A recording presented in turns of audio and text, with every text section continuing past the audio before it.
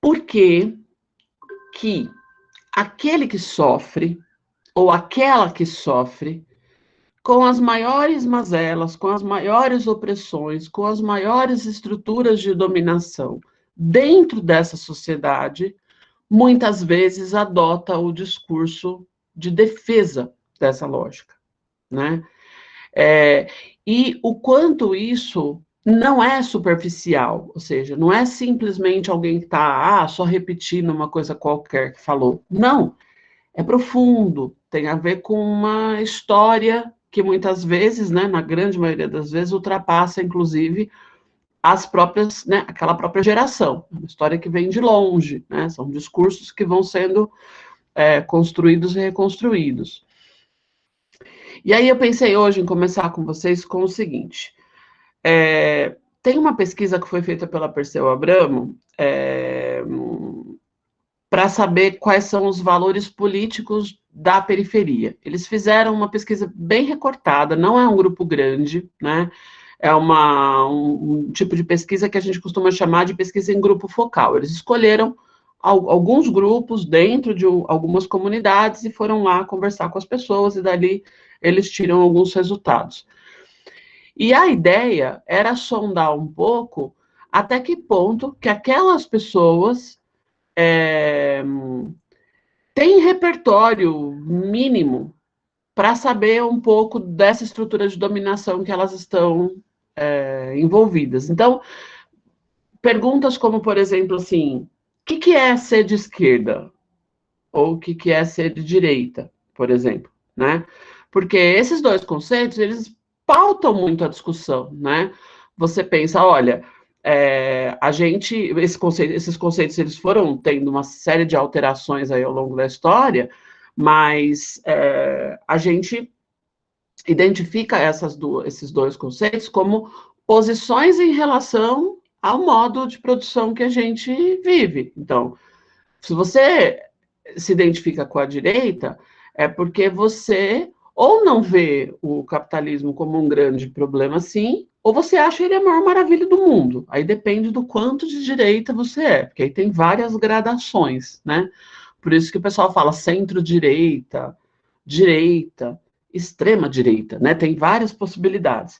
Porque, veja bem, né? Você pode ser daqueles que dizem, eu não concordo com a forma como as coisas estão, mas o próprio capitalismo vai fazer com que as coisas melhorem, ou seja, a pessoa não está contra exatamente aquela lógica, né? Então, ela está nesse espectro, de maneira bem simplista, gente, mas só para dizer para vocês que é uma posição em relação a algo. Quando a gente fala da esquerda, a gente já está se colocando contrário a isso, e quanto mais à extrema, né, mais contrário, né?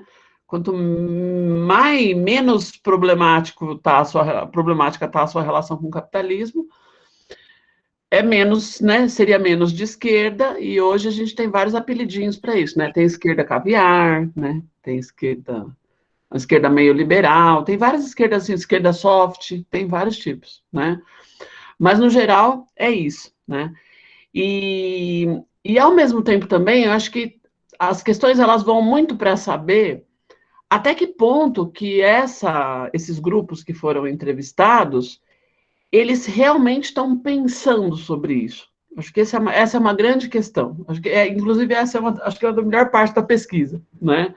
Porque antes de você saber quais são os valores políticos de um determinado grupo, você precisaria saber até que ponto que minimamente as pessoas estão tendo tempo de refletir sobre isso, se elas acordam às 4:30 da manhã, né, e depois chega em casa exausto e come, toma banho e vai dormir para começar tudo de novo no dia seguinte, né, como que se elabora isso. Então, eu vou mostrar para vocês esse material, vamos conversar um pouquinho sobre isso, e aí, aliás, Bruninho, se você conseguir projetar, eu agradeço. Bruninho também interfere. Queria muito escutar vocês, as impressões que vocês têm dessas respostas. E aí a gente vai falar um pouquinho sobre o neoliberalismo, tá? Então, ó, percepções e valores políticos nas periferias de São Paulo. A gente vai passar um pouco, eu queria que vocês vissem um pouco do processo vamos mostrar um pouquinho para vocês, assim, como que foi o processo mesmo, né, da pesquisa, porque é legal, e, enfim, e o material, apesar de parecer extenso, ele é feito cheio de desenhos, de esquemas, então ele é relativamente curto. Só que tem um material completo lá no site da Perseu Abramo, depois quem quiser ver, isso aqui é um material feito para apresentação, né. Então, beleza. Compreender de forma profunda e detalhada os elementos que têm formado a visão de mundo e o imaginário social nas periferias da cidade de São Paulo. Esse seria, então, o primeiro objetivo, né? Qual que é a visão de mundo, né, de populações que estão na periferia da cidade e o que é esse imaginário social? Como que essa pessoa e essas pessoas organizam a imagem que elas têm da sociedade? E reúne conhecimento que colabore para a reflexão e atualização do projeto político do PT. Foi uma pesquisa encomendada, né? Escutar a população, saber como que ela vê e o que se fala sobre política e ver se tem liga, né, para reformular minimamente o projeto, bem como para fortalecer a disputa de valores na sociedade. Só queria ver, Bruno, citar antes a data que eles fizeram. Vamos ver quando que se tem, exatamente quando que foi, que eu não me lembro mais. Mas, se eu não me engano, é 2007 isso. Vamos ver se a gente vê se a data aparece aí.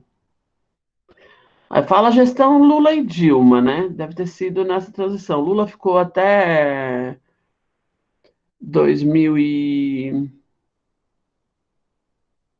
Tá aqui sua, Aqui, ó, lá, isso mesmo, ó. 2016 a 2017. 2016, 2017. Então, na verdade, as entrevistas foram realizadas, eles prepararam, né, todo o processo da pesquisa, elaboraram os grupos. E aí, assim, não vamos ficar entrando nisso, mas tem um perfil, tem faixa etária, fizeram lá uma escolha para montar esses grupos que seriam entrevistados. Beleza, então vamos lá, vamos ver se dá para a gente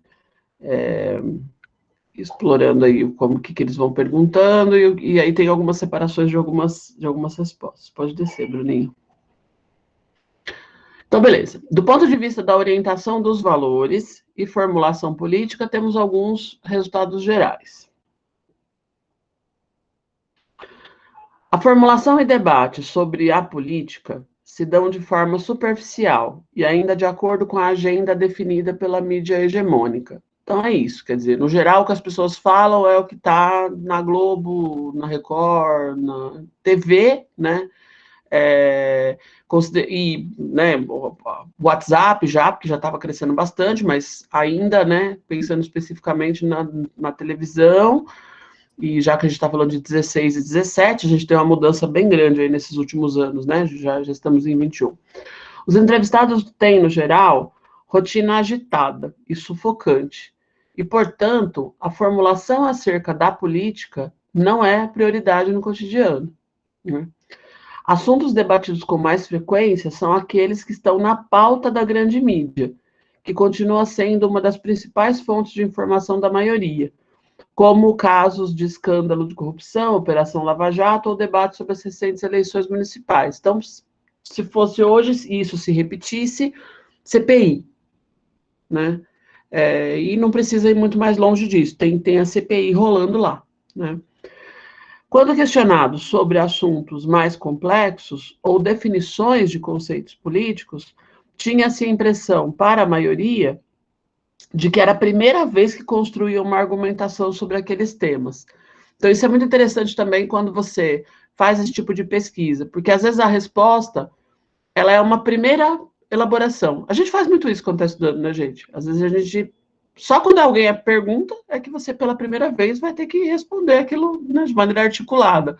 Então, também, às vezes, não é nenhuma coisa que já foi refletida no passado, né? Pode descer, Bruninho. Categorias analíticas utilizadas pela militância política ou pelo meio acadêmico não fazem sentido para os entrevistados. Então, quer dizer, tem toda uma série de conceitos, de palavras, que, no geral, quando você está pesquisando política, ou quando você está numa militância mais organizada, você vai usar. Então, por exemplo, hoje a gente fala muito de questão racial, a gente fala muito de gênero, já virou categoria analítica da militância, e também está na academia, né? O resultado que eles chegam aqui é o seguinte: na maioria das vezes isso não faz o menor sentido, quer dizer, está muito distante, né, da realidade da maior parte das pessoas. A racionalização acerca da política não segue a lógica do espectro ideológico que vai de direita à esquerda. Os julgamentos flutuam em zigue-zague, de posições mais conservadoras a mais progressistas, dependendo do assunto abordado. Isso é uma característica que a gente já viu no Brasil muitas vezes, né? Então, você começa a estudar política, você fica tentando buscar uma certa coerência, né? Os seus valores políticos, a sua posição econômica, a sua posição diante da moral, do como que você lida com isso. Não há isso, quer dizer... Então, você pode ser muito com a posição A para economia e a posição Z para moral e tá tudo bem, não tem, né, não tem problema nenhum. Palavras que limitam os campos e são utilizadas, inclusive, de maneira pejorativa em disputas políticas, e aqui tem os termos da época, né, que a gente parou de usar, mas usava muito na época, né, reaça, coxinha, né, lembra, chamava todo mundo que era da direita, né, votou no Aécio, é coxinha, né, ou conservador, progressista, não habitam o imaginário desta população. Então, quer dizer, ao entrevistar as pessoas, essas palavras não apareceram, né? E aí aparece aqui, a polarização política não é bem definida, ou é inexistente para o público estudado. Então, essa coisa de esse grupo é inimigo, esse grupo é amigo, né? Esse grupo está contra o que eu acredito, esse grupo está a favor. Não é assim que funciona. Essa resposta é ótima, né? O que é direita e o que é esquerda? Aí pegaram a resposta de um homem de 30 anos, né, branco. Direita é alguém direito. Correto. E esquerda é quem vive reclamando.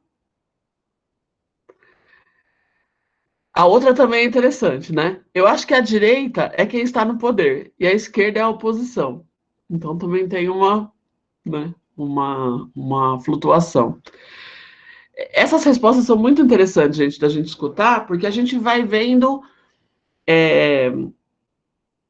como que se o discurso das pessoas, se os nossos discursos, eles estão atrelados às coisas que a gente acredita, e a maneira como a gente se comporta, nossas ações, nossos hábitos no cotidiano, como é que isso se articula, né? Quando eu quero conversar com a pessoa, e aí eu vou com outro tipo de discurso, será que a gente conversa, gente? Será que é uma conversa, né? Então, é interessante ver um pouco dessas respostas, né? Desses fragmentos. Vamos lá. Fala, querida.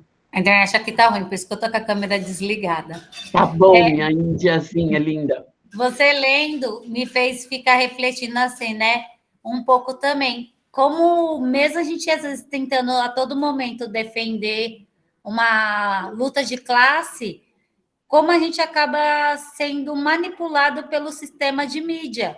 Porque a sensação que me deu, conforme eu fui lendo, você foi lendo, você foi trazendo, entra nessa sensação de que assim, a gente não está lutando, a gente só está reproduzindo o que o sistema quer. É a sensação que me deu agora, que a gente acaba mesmo não tendo noção de ser manipulada a todo momento. Estou com muita raiva. Então, Dionara, e agora, neste momento, a gente sempre foi, né, gente, pelo menos sempre eu digo, né, nessa história recente em que a gente tem mídia organizada, hegemônica, dominando a verdade, essa é a nossa realidade, pelo menos nós todos que estamos aqui nessa sala, né, pela idade que todos têm aqui, enfim, mas eu sinto, assim, que esse ano passado e agora, né, o Bolsonaro e o governo dele, eles têm planos de pautar o que você vai pensar e discutir, né, de propósito, né. Então, por exemplo, há 2 semanas era para todo mundo discutir o voto impresso. Agora é para todo mundo discutir o golpe de 7 de setembro, né? E não tendo golpe no 7 de setembro, vai surgir a outra pauta para outra semana. E aí é até mais sério, né, Indianara? Porque não é só a manipulação da mentalidade. É como se a gente fosse um ventrílogo, assim. Você tá só... Isso sim mesmo. Porque a gente vai entrando nessa... E assim, Indianara, o jogo da CPI e a mídia cobrindo 24 horas por dia, como se nada mais estivesse acontecendo no país, num grupo que, se fosse minimamente sério, estava fazendo perícia de documento, não tem que falar com mais ninguém. O depoimento, ele é um espetáculo, né? Ele é o espetáculo mediático. Porque Sim, para fazer parece uma que está assistindo um investigação, teatro, né? é Parece um que está dentro de teatro. um teatro. Aliás, da CPI, a única coisa que vale a pena ver é a narração do Adnet, né? Que aí é ótimo, né?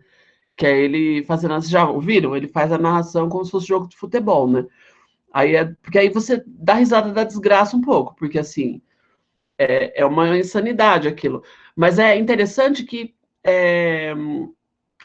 na cabeça da maior parte da população tem uma corrupção aí. Aí. É algo bem vago, assim, bem genérico, né? E fica só nisso, porque é o que a mídia faz mesmo, né? Por isso é essa expressão lá do GCE, né? De boca da elite do dinheiro, né? A mídia é a boca, né? É onde você vai lá comprar a droga, entendeu? Então, é quem vende, né? É quem faz o serviço, é quem faz o pequeno serviço, entendeu? Só que é um grande serviço, né? Porque sem esse serviço você não tem acesso à droga, né? Então, vende a droga. A metáfora que ele usa foi pensada. É a boca da elite do dinheiro. É quem vai te vender a droga, né? A droga que vai enfiar na sua cabeça. E eu Então, partilho dessa raiva aí plenamente, viu, Indiana? Porque eu fico indignado como a gente se deixa pautar. Que é isso que a Sus comentou, não é uma questão só da mentalidade, mas é da pauta da mobilização social e partidária. Não é a gente que coloca uma pauta de programa. Olha, precisa ser assim, a gente vai respondendo de acordo com o tema da semana, o tema do dia, e aí, como tudo gira em torno do colocado dentro da rede social, dentro da mídia, fica no âmbito de discurso, se eu sou a favor ou contra, se eu gosto ou não gosto, e o mundo vai rodando, tipo, a vida está seguindo, independentemente se eu gosto ou não do tema, ou o que eu penso a respeito das coisas, a vida está seguindo. Por exemplo, a Isca que jogou no fim de semana, acho, como esse finalzinho de semana passado, do fuzil ou feijão. Você é fuzil, né? compra fuzil. Pronto. Aí tu sabe que eu tô dizendo, eu quero fuzil. Gente, isso não tem nem possibilidade de imaginar uma realidade de se discutir isso. Mas a gente se prende ao tema. E tudo gira em torno de quem faz o espetáculo, o discurso mais bacana e tal. E a gente perdeu Aí levanta uma hashtag, né? Levanta a hashtag, né? Não sei o quê e tal. E é interessante, né, Bruno, que assim, esses dias num evento, alguém pegou, foi semana passada mesmo, porque foi do lance do feijão, né? E do fuzil. Alguém olhou assim e falou uma frase, uma expressão que a gente usa muito quando a gente está indignado, né? A pessoa falou assim: onde já se viu? Eu falei, aqui toda semana. A pergunta é séria, eu falei, imagina, né? Onde já se viu? Eu falei, aqui. Toda semana. Porque uma hora é cocô, outra hora é pinto, Lembra que ele fazia isso no começo da gestão? Ficava colocando umas coisas que incomodavam, assim, as pessoas, porque não tinha o menor sentido. Aí ele falava. Aí tinha a Damares para fazer o show ficar insólito, e ele fazia o jogo com ela. Aí venceu. Aí, gente, eles pautam o tempo todo. E nesse caso, acho que a Indianara puxa uma coisa interessante, porque assim, são vários manejos diferentes de manipulação. Um é você manejar as mentalidades para o que é que você vai se ocupar quando você resolver pensar em política, quando você tiver tempo para isso. E a outra é essa manipulação do discurso mesmo, né? Só do discurso. E, enfim, é isso. Vamos lá mais um pouquinho. Só para Fala, linda, fala. complementar, a questão também, quando você traz agora no final, né? A rotulação, né? O que é direita e esquerda, fica bem claro, né? Que a rotulação da esquerda é os bardeneiros. Eu me recordei disso nessa fala, porque o esposo de uma colega minha é bolsonarista nato, né?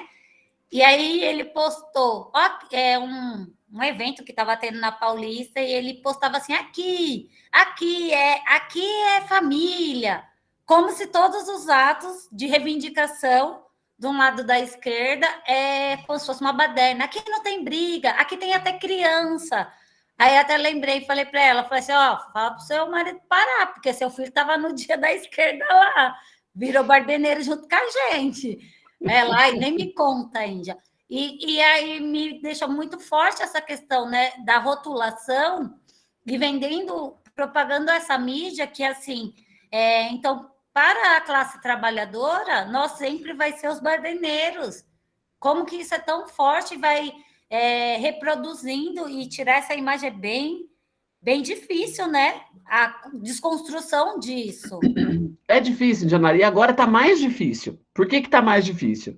Porque toda a força da esquerda, inclusive de mobilização, e que em vários momentos vai incomodar, vai ocupar espaço, vai parar trânsito, ou seja, vai mudar a rotina da cidade, a esquerda foi recuando. Por quê? Porque a direita está fazendo isso. Então, aí, para não confundir, a esquerda resolveu ficar bem comportada, vai fazer o brinco lá na universidade, vamos fazer uma moção de repúdio, a carta, né, de repúdio. Eu falo, realmente isso vai resolver o problema. Vamos fazer uma cartinha assim, vamos fazer. Quando é grave, quando é menos grave, é moção de preocupação. Quando é muito grave, é moção de repúdio. Falei, vamos repudiar. Vamos repudiar com a força da nossa alma. Então é interessante que até aquilo que poderia ser positivo em termos de luta, né? Porque às vezes você fala, ok, o que você está chamando de baderna, eu estou chamando de movimento que eu estou fazendo para alterar as coisas que não estão boas, né? Mas até isso teve uma recusa. Porque agora, qualquer tipo de ato nesse sentido, parece que você está se comportando como esse outro que a gente não quer ter identificação. Então, a armadilha foi perfeita. A pauta, ela foi realmente muito, muito pensada, né? E é interessante a gente ver por essas respostas, por essa visão geral, de uma semente, né, que naquele momento ainda era Dilma e Aécio, ou seja, antes um pouquinho, né, depois o Temer, mas do quanto também, às vezes, a gente falha no discurso, né? Eu lembro que eu falava muito para os alunos, né, cuidado em ficar chamando o Temer de fascista, porque, assim, pode aparecer um fascista daqui a pouco, sabe aquele tipo ideal do fascismo? Ou seja, o cara que se encaixa em todos os elementos do fascismo. Vejo com e aí bastante frequência. chamar o Temer de fascista. Porque o povo gritava, né? Temer fascista, fascistas não passarão e tal. Só que naquele momento era um termo, a gente queria xingar o Temer, né? A gente precisava xingar o Temer. Só que depois apareceu um fascista mesmo, entendeu? Como vocês acham que fica, gente, a cabeça da população no geral? Porque fala, gente, mas que... Então o Temer é fascista e o Bolsonaro é fascista. Então estão fazendo a mesma coisa. Aí a pessoa fala, mas como assim? Eu vou ter que comparar o ruim de um com o ruim de outro para saber. Vira uma confusão danada. É interessante isso, né? Fala, Bruninho. Não, eu só ia falar isso aí, porque quando você falou, vai que aparece um, eu falei, nossa, mas eu vejo um com bastante frequência. Então, essa coisa dos conceitos, gente, da linguagem, da forma como a gente aborda, e ver como que isso. Eu fico sempre pensando isso, né? Como que a maior parte da população está lidando com isso, né? Eu prefiro até a minha mãe, ela prefere dizer safados, vagabundo, pilantra. Eu acho que os conceitos da minha mãe... desliga essa televisão que eu não quero ver a cara desse pilantra, desse safado, né? Melhor, né? Aquela pessoa simples, né, que concluiu até o quarto ano, mas que está muito aberta. Igual esses dias ela falou, fica esse bando de anarquista, não sei o quê. Aí eu fui explicar para ela, olha, mãe, quisera fosse os anarquistas. Mãe, que saudades, anarquista, mãe. Isso, e eu fui explicar um pouquinho para ela, né, mais ou menos dentro do que eu entendo também, né, e agora ela já até corrige as pessoas quando se diz o termo, então assim, né, a gente é educador o tempo todo, né, Suzy, não tem jeito. O tempo todo, Guilmari, e tem muito a ver com linguagem isso, né, gente, porque assim, no fim das contas também, é um processo que é muito forte em cima da gente. Você tem que fazer um processo de vigilância contínua para manter, né, o cérebro funcionando e você firme ali no que você está estudando, está lendo. Não é fácil, gente. Então, eu acho que entender também o que está por trás disso e por que as pessoas pensam assim é um processo muito importante. como a gente falou desde o começo, né? Pensar numa economia política nessa perspectiva popular, você tem que saber exatamente com o que é que você está lidando, com o que você está lidando, o que está diante de você, né, em relação a que você está falando. Olha essa daqui, ó, também resultado, porque eles fazem as perguntas, depois colocam as sínteses né, do como que eles viram no geral as respostas. A política institucional, e aí que seria essa, então, dos representantes, deputados, prefeitos, governadores, ou seja, ou qualquer outro tipo de função pública que esteja dentro dessas instituições que representam, principalmente os 3 poderes, né, também é vista muitas vezes como um bloco monolítico. Ó, esfera federal, estadual, municipal se confundem. Bom, a gente sabe disso, né, gente?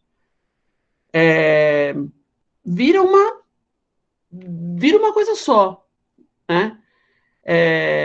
Como que a maior parte da população vai separar isso, né? Vai saber de que é responsabilidade de quem, né? Cai uma ponte do lado da sua casa, você não consegue sair de casa, você xinga quem? A maior parte das pessoas não sabe, então é como se tudo fosse a mesma coisa, né? E não é fácil definir as funções de cada uma. A tendência é de que tudo que concerne a vivência concreta na cidade, seja cobrado das prefeituras. O que diz respeito às questões mais macro e abstratas, para a presidência da República, isentando o governo estadual. Não é à toa que a gente tem, no caso de São Paulo, né, um governo eterno, né? Não é isso? A gente tem um governo eterno em São Paulo. O caso de São Paulo é muito curioso, né, gente? Porque, de fato, parece que se blinda, né? Tem uma blindagem. E fica confuso mesmo, porque a gente pensa bem, vamos pensar nas escolas. Quem está na educação sabe que escola que está ligado à cidade, ao município, e que escola que está ligado ao estado. Mas, gente, quem não está, como que a pessoa vai saber? Entendeu? Não sabe, né? Mesmo vendo lá, EMF, escola estadual, não é o suficiente, né? Então, isso é um processo que eu acho que é bastante importante também. Também não há segurança quanto às prerrogativas de cada poder, que cada um faz, legislativo, executivo, no limite é tudo o governo, né? Então, isso também vocês sabem que é um perigo, né? Ah, o governo. Então, isso também é uma questão. Vamos lá, Bruninho. Resultados gerais. A cisão, a separação entre classe trabalhadora e burguesia também não perpassa pelo imaginário dos entrevistados. Trabalhador e patrão são diferentes, mas não existe no discurso relação de exploração. Um precisa do outro, estão no mesmo barco. Inclusive, vocês devem lembrar que no começo da pandemia, esse negócio de estamos no mesmo barco foi forte, né? Agora estamos todos no mesmo barco. Sabe lá de onde que as pessoas tiraram essa ideia, né? Bom, a gente sabe, né? Destaque para o singular, porque não há ideia de coletivo. Não há conflito de interesses. Então, é isso. É ele ou ela e o patrão, né? São pessoas, né? Relações entre pessoas. Independente da renda e da ocupação, as pessoas tendem a se autoclassificar como pertencentes à classe média, pois a pobreza está associada à falta de moradia e alimento, e a riqueza está associada à abundância de patrimônios pessoais e familiares. Então, também tem isso. O que você é? Classe média. Gente, a percepção que a gente tem da gente é muito importante para a maneira como a gente organiza a nossa vida, né? Isso em todas as esferas da nossa existência. Aquilo que a gente acha da gente, como é que a gente se vê, né? Porque a Indianara estava puxando agora. O que é um povo que luta? O que é um povo que está ali no cotidiano, né? O tempo todo, bravamente resistindo. Esse povo tem uma visão de si. Uma visão, certo? De que eu sou gente. Nós somos gente, certo? Nós temos direito. Então, isso é uma visão de uma autoestima. Você sabe a situação que você está e você sabe que você não deveria estar. Agora, tenta imaginar quando você não tem essa visão sobre você. Como é que você se posiciona em relação às coisas que te afetam, né? Bom, em última instância, você pode até se responsabilizar pelas situações que te afetam, que é, no geral, o que ensinaram a gente a fazer. Quando você chega em casa e fala, fui demitido. No geral, né, tradicionalmente, as famílias perguntam, o que você fez? Né? Ou seja, olha essa estrutura né? Mesmo sabendo de tantas coisas, essa estrutura, ela é uma estrutura discursiva que ajuda a gente a entender por que essas coisas foram sendo, né, alimentadas. Vai lá, Bruninho, vamos mais uma. Nesse contexto, o inimigo é o Estado. Isso aqui foi muito bem montado, gente. Depois a gente vai ver lá com o nosso roteirinho do neoliberalismo. Quem que é o inimigo? É o Estado, né? Para os entrevistados, o principal confronto existente na sociedade não é entre ricos e pobres, entre capital e trabalho, entre corporações e trabalhadores. O grande confronto se dá entre Estado e cidadão, entre a sociedade e seus governantes. Todos são vítimas do Estado, que cobra impostos excessivos, impõe entraves burocráticos, gerencia mal o crescimento econômico e acaba por limitar ou sufocar a atividade das empresas. Isso é percepção tirada das entrevistas das pessoas. As pessoas vão falando essas coisas. É a culpa desse governo aí, é a culpa desses políticos aí. Tá, mas e o teu patrão? Ele não te explora? Não, ele me paga um bom salário, tá pagando o salário do mercado, ele paga direitinho. Paga direitinho é ótimo, né? Cansei de ouvir isso na minha vida já. Ele dá Paga direitinho. benefícios. É isso que eu ia falar. O SUSIS, Ele quando dá não fala dos benefícios. Eu recebo cesta. Bonificação, cesta. Recebo cesta. Vale transporte, né? Vale transporte. Tem lugar Se que tiver até... assistência médica, então é o top. Nossa, gente, aí o negócio fica bom, né? A gente precisa de cuidado médico, né? Então a gente vê dessa maneira. A gente só não consegue entender o que é que está por trás, né? Como que esses empresários interferem no Estado, né? Como que muitas vezes esses empresários enfraquecem o SUS, qual que são as estruturas que estão por trás. Mas, gente, tem uma coisa que o Marx fala que é muito interessante, assim. A realidade, ela nunca se dá na sua essência imediatamente, é sempre pela aparência. O que é que você está vendo? Você está vendo um empresário, um chefe, que não te trata mal, se for o caso, que paga você todo dia certinho, que está pagando um salário, vamos supor, né? Estou pensando na situação aqui, boa dentro da lógica que a gente está vendo, né? Paga um salário que está se pagando para aquela função, você tem assistência médica, tem lá os direitos garantidos, né? Se você for demitido, você vai receber alguns direitos, né? Considerando o que sobrou da nossa estrutura trabalhista. E é isso que aparece. Por que a pessoa ia ver outra coisa, gente? Se é isso que aparece. E aí o que o Marx diz é o seguinte: você quer entender a realidade? Você não pode ficar só no que aparece. Você tem que ir atrás daquilo que não está aparecendo. E é um pouco do exercício que a gente vai fazendo quando vai estudando, né? Mas não é fácil, né? Não é nada fácil, dá trabalho, né? Então, o inimigo é o Estado. Aí é isso, né? Eu pago imposto, eu tenho o direito de cobrar. Então, essa relação como se o Estado fosse também uma empresa, né? Ele tem coisas para me dar porque eu pago, então se eu pago eu tenho direito a receber. Então, é como se essa fosse a relação.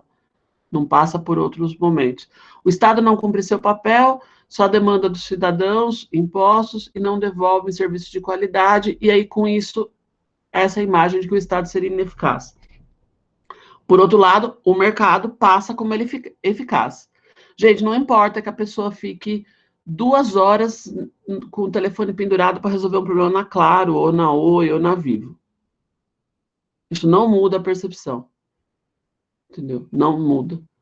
Porque você não tem uma mídia hegemônica falando das empresas de telefonia.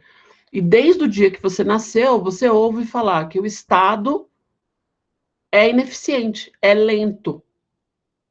E que o mercado é rápido, que ele é bom. Entendeu? Que o Estado é atrasado, que o mercado é veloz. E aí tem 1000 adjetivos que a gente foi colando nisso. Então, não importa que você fica 3 horas tentando resolver o seu problema com a Oi, com a Vivo, que cobraram você sem você dever. Você fica bravo. Você fica muito bravo. Você até muda de operadora, mas você não questiona a privatização. Porque você organizou o seu cérebro de uma outra maneira. Vamos lá, Bruninho, vamos avançar para a gente ver se a gente consegue ver mais alguns. Como, então, as pessoas orientam seus valores? Vamos lá. Há forte desejo por visibilidade e valorização pessoal. Querem ter um lugar no mundo. Claro, né, gente? Né?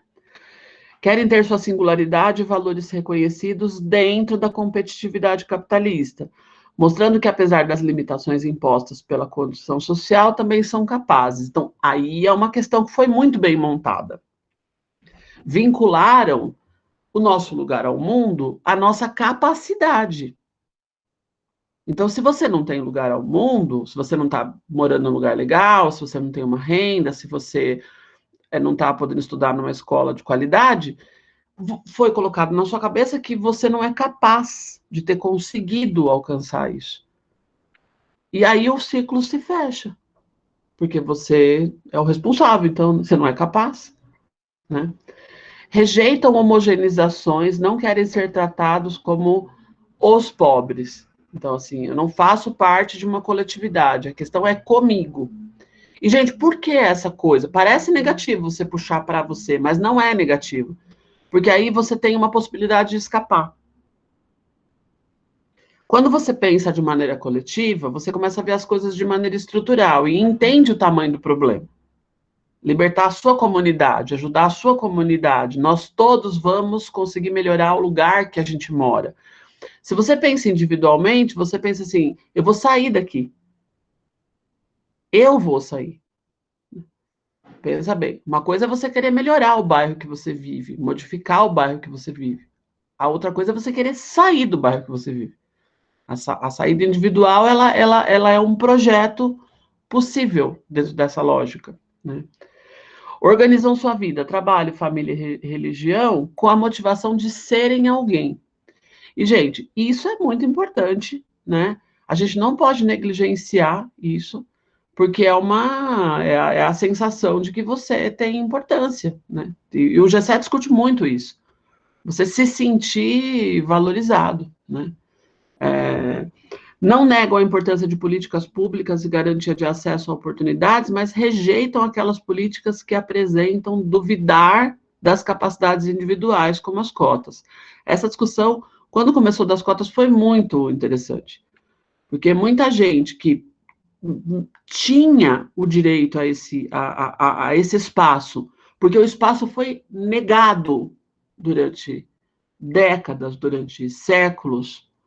Então, é um direito, era só a restauração de um direito, nada mais que isso, ou até a implementação do direito em alguns casos. A própria pessoa é convencida de que é melhor ela não usar esse direito, porque isso fica vinculado a ela não ter tido capacidade. Como se os outros que entraram, por exemplo, na universidade, tivessem capacidade. É uma loucura, assim, é um negócio bem insano, mas está na cabeça das pessoas. Vamos mais um pouquinho, Bruninha. A gente não vai ler tudo, senão a gente não vai conseguir avançar, mas é só para vocês verem mais alguns elementos. A ascensão social é importante no processo de diferenciação. A ascensão, nesse contexto, é a diferenciação dos de baixo, dos ainda mais pobres, daqueles que trazem a recordação de um passado menos abastado. E reprodução dos de cima, quem aspiram ser, aonde querem chegar. Todos trabalham para chegar lá e se distanciar do que consideram pobre. Né? Então, essa coisa também, né, que no geral, quando você está com uma conscientização mais política, você pensa, eu preciso não ter essa classe, né, dessa elite dominante. Só que dentro de uma perspectiva mais geral da população, não ter essa elite é tirar o sonho de ser a própria elite. É você desaparecer com a possibilidade de você ser. Então, não faz sentido. Porque a construção foi feita de outra maneira. No caminho para a ascensão, é preciso estabilidade. Riscos de ruptura, de caos, ameaças, incomodam e tendem a ser rejeitadas. Né? E tem medo também, né, gente, nesse processo como um todo. Por isso, talvez tanto, como a Janara falou, essa coisa com a esquerda, né? Quem fica cutucando, mexendo, né? A supervalorização do mérito encontra seu lugar. Para você ser alguém na vida, são necessários trabalhos de trabalho e esforço. Embora saibam que as oportunidades não são as mesmas para todos e que é preciso democratizá-las, apresentam um discurso consistente de que não existem barreiras intransponíveis. Com esforço, tudo é superado. Então, isso é uma crença generalizada. Sabe aquela Deus ajuda quem cedo madruga? Né? Você vai lá, levanta cedo, tal, e rala que vai dar tudo certo, né? Como se você não tivesse pontos de partida diferentes, né? A partir da classe que você tá. Esse pensamento tem ressonância especialmente entre os mais jovens, cuja percepção de limites de ascensão são ainda mais largos que dos mais velhos. E aí essa coisa de referência, né? De pessoas que se deram bem. Né? Casos de gente que veio de baixo. Eu lembro de um programa antigo que o Bamerindos fazia umas intervenções, que era gente que faz. Aí mostrava aquela pessoa, né, que sai de uma situação e consegue ascender e tal, e o quanto aquilo é... Não importa que não é estatisticamente relevante, assim, porque são poucos, mas fica como uma possibilidade, né, de você ilustrar. E sempre com essa ideia de que você vai sair do lugar que você está, né? Nunca que você vai alterar a situação onde você está. Você vai sair dali, né? Bruninho, vamos avançar um pouquinho? Quero só ver se tem mais algumas daquelas respostas mais diretas que o pessoal dá, senão eu vou deixar para o pessoal olhar depois o resto em casa, ter que passar Só para ver uma coisa interessante aqui desses referenciais de figuras públicas de mais sucesso lembrados, como se estivesse cumprindo a trajetória do de baixo para cima. Lula, Silvio Santos e João Dória Júnior. Os três percebidos como quem vem de baixo e ascende. É legal para perceber como o imaginário constrói essas coisas. É, muito interessante, gente. De fato, muito interessante. Depois vocês vão ler tudo com calma, assim. Tem vários cruzamentos que vai falar sobre a questão da religião. Ah, é essas que eu queria pegar, que é as frases. Vamos procurar essas. Ó, você tem que ter fé e tem que fazer um esforço para alcançar. Pedir para Deus me ajudar bastante, graças a ele está aí o carro. Se você não tem o esforço, se não tem o esforço e não se ajuda, Deus não vai te ajudar, não vai cair do céu. Mas é isso, o carro foi presente de Deus. Então, vamos que vamos. Vamos pegar mais um. Vamos tentar pegar as frases, ver se aparece mais aí. Depois vocês podem olhar com calma. Ai, Suzy, desculpa, mas hoje eu não estou me controlando. O carro... Você não tem que se controlar. Meu Deus, aí olha como que é tão contraditório, né? Falar que o presente de Deus é um carro, que você está pagando praticamente quase 4 carros, dependendo de onde você tirar, não é nem 2 mais. E, gente, é muito surreal. Mas, Índia, sabe, Cacau? Eu sei, minha flor. O problema é que não é racional, Indianara. Esse que é o ponto. Não é racional. Não tem lógica. Eu tava... Você lendo aquela parte também, me veio assim essa dúvida em questão. Se todo esse processo, desse mecanismo, é onde que também traz a questão de fortalecer essa desigualdade social, quando vocês trazem aquelas falas. Porque para mim ficou mais... É o que fortalece, né? De manter assim, essa desigualdade social, de mostrar, não, ó, você é inferior e eu não. Eu acho que o que você deu uma lida agora, eu fiquei nesse conflito. É isso que eu acho que chama a atenção de ter essa desigualdade, né? Fortalecer essa desigualdade social entre mensurar quem é classe, né? Porque, na verdade, o que acontece? Qual que é a tese do GCE? Você tem uma série de mecanismos que produzem e reproduzem a desigualdade todos os dias. E vocês podem pensar, não só na desigualdade social, mas na pobreza, na miséria absoluta. Vamos pensar em tudo que nos afeta diretamente. Ok. Por que não muda? Bom, tem muitos motivos pelo qual não muda, né? O Bruno falou, o próprio sistema tem uma forma de se configurar. E aí, quem está produzindo trabalha para que isso se mantenha, então tem uma estrutura operacional para a coisa se manter assim. A gente tem uma sociedade que foi construída por determinados valores, que aí vai para uma classe média alta, que favorece isso também. Só que quando a gente começa a escutar essas coisas, a gente percebe que existe um outro nível de sustentação. Porque, veja, Janara, nenhum conceito é mais poderoso para a sustentação da desigualdade social do que você achar que se você tem, é porque você merece. E você se esforçou. Certo? Porque se você acha, eu tenho porque eu mereço e eu me esforcei, se eu não tenho, é porque eu não mereço e eu não me esforcei. Só que isso é mentira. Aí eles esquecem toda a lógica de que a culpa é do governo, né? Do Estado, como eles abordam, né? Que em alguns momentos é culpa do Estado, mas em vários momentos da lógica racional do ser humano, a culpa é minha. Eu que não me esforcei para tudo isso. Isso. E é uma combinação, Indianara, que assim, quando o neoliberalismo foi projetado, porque isso foi uma invenção, e aí hoje, dando tempo, ainda quero mostrar isso para vocês. Alguém planejou isso, né? Alguém não. Especificamente uma meia dúzia de homens. Eles sentaram numa mesa e eles planejaram um projeto. Esse projeto tem características muito específicas, foi bem pensado, né? Quando ele vingou, porque demorou um tempo para vingar. Durante um tempo era livro lá, ficou lá, quietinho. Mas depois de umas décadas, alguém resolveu escutar o negócio, né? E aí, depois de um tempo, resolveram implementar. Conforme a coisa foi crescendo, tudo foi construído de uma tal maneira, porque isso que você está falando é muito importante. Mas não era o Estado que era o inimigo? Então, por que raios que agora, já que ele estava indo nessa linha, não era o Estado, já tinha outros inimigos, mas ele não via. Mas pelo menos ele estava pensando numa estrutura, né? Mas por que agora, então, ele puxa para ele, né? Porque a coisa foi construída desta forma. Ela é construída com um outro tipo de racionalidade. Tem um livro, Indianara, que é de dois filósofos franceses, que ao falar do neoliberalismo, eles escreveram um livro só sobre neoliberalismo, bem contemporâneo. Eles chamaram o livro de A Nova Razão Mundial.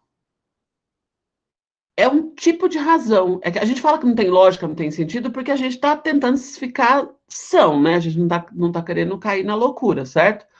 Mas foi planejado para ser pensado assim. Então tem esse jogo, né? Olha para o inimigo errado, quando você quer pensar estruturalmente, e se responsabiliza quando você poderia começar a cogitar que talvez outros agentes aí na sociedade poderiam ter algum tipo de responsabilidade. É muito bem montado. E funciona porque mexe com a autoestima.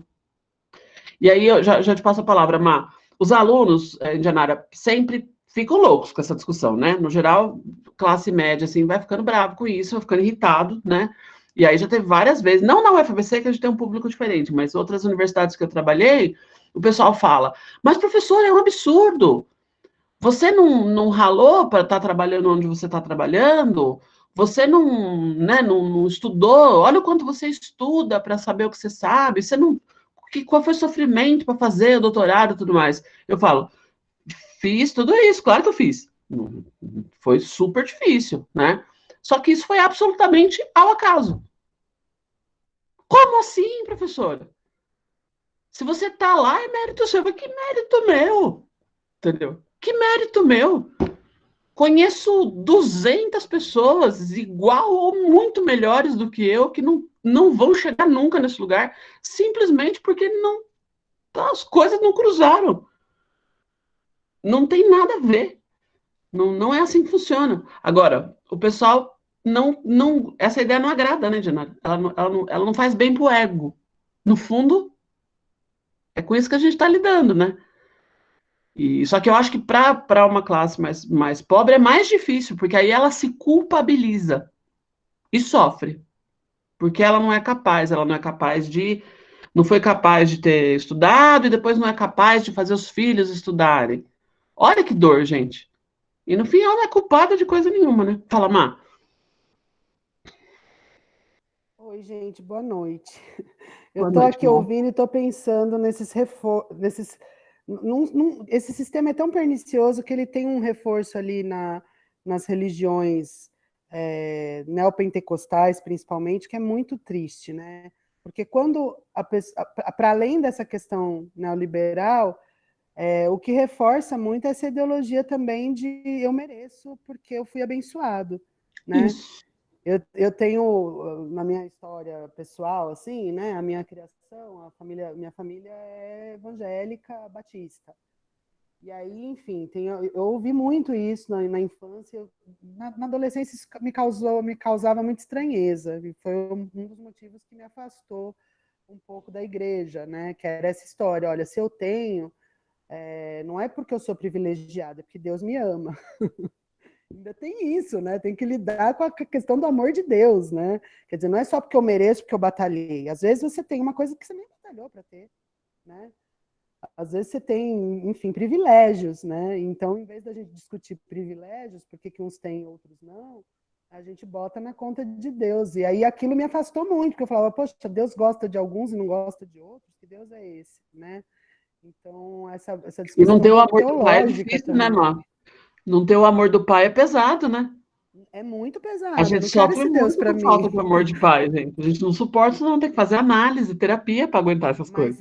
Mas é um discurso muito presente, né? Essa coisa eles usam a palavra prosperar, né? Então eu Prosperidade. prospero quando o Deus me dá essa condição. Quer dizer, não é só o meu trabalho, é também o amor de Deus, né? O Bruno entende disso muito bem, eu entendo pouco. Então nem vou falar muito, mas o pessoal até chama de uma teologia da prosperidade, né? Como se tudo fosse construído em torno disso. E é mais uma dimensão super importante, mas porque ela vai. São muitas variáveis, são várias dimensões, mas elas casam tão bem, porque elas criam uma situação que, para você fazer uma educação disso, de novo, mesmo tecla que a gente está batendo desde o primeiro dia de aula, você teria que ir camada a camada, entendendo com o que você está lidando, né? E nesse sentido, como a gente falou algumas vezes, especificamente em relação à religião, a esquerda erra muito, porque ela já se afasta logo de cá e fala, isso aí não ir, né? Alienação pura e não quero saber. E as coisas são muito mais complexas do que isso, e até porque tem a ver com como eu preciso me sentir, gente, porque como é que você faz para viver nesse mundo insano, gente, sem suporte, sem apoio, entendeu? É muito difícil. Então, mas é muito interessante você ver como que essas variáveis elas vão casando e aí cria um discurso, como a Indianara falou, não tem lógica, ou se tem é outra, né, Indianara? Se tem lógica, é outra lógica. Não é a que a gente conhece. Mas Verdade. isso importa pouco, porque é o que é. Ou seja, isso tem organizado o nosso país. Não porque Tô tem um me discurso coçando geral. aqui. Oi? Tô me coçando aqui, eu vou ter que Fala, falar. Pedro. Não, porque pode parecer uma coisa aleatória, mas isso tem tudo a ver com o conteúdo de economia política, nessa articulação da religião e tudo mais. É que, por vezes, a gente já separa esses temas no ponto de partida que é o que a Su já estava comentando, especialmente se a gente está em movimentos de esquerda e tudo mais. Mas uma rápida historinha. Quando começa oficialmente nos livros, a gente toma como referência o surgimento da economia política burguesa, ou seja, aquela que explica o funcionamento do capitalismo, e de certa maneira o defende, com o Adam Smith, era filósofo, mas a gente já vai tomar ele como um economista inglês, que era pietista, protestante, de tradição protestante. E aí o que ele trabalha quando ele vai desenvolver sua interpretação do capitalismo, a proposta de como o mercado vai se regulando com uma mão invisível, são valores ou conteúdos dessa teologia protestante já traduzidas ou secularizadas num discurso que se passa por científico. Então, há uma concepção de que o ser humano é individual, mal por natureza, egoísta, no sentido de que quer buscar o seu interesse e assim que age. Então, somos indivíduos isolados uns dos outros, todos maus por natureza, que buscam o seu próprio interesse, agem calculando para conseguir esse interesse, e o que nos freia? Os acordos com outros indivíduos, os contratos os negócios, que são mediados no âmbito do mercado. Então, por exemplo, eu sou um privilegiado? Não, eu sou tão mal quanto a outra pessoa, só que dentro dos acordos que estão sendo organizados aqui no ambiente do mercado, eu consegui uma melhor posição. Trabalho duro para me manter. Estou competindo com os outros, isso não é visto de maneira ruim. Por quê? Porque está todo mundo aqui correndo atrás do seu próprio interesse.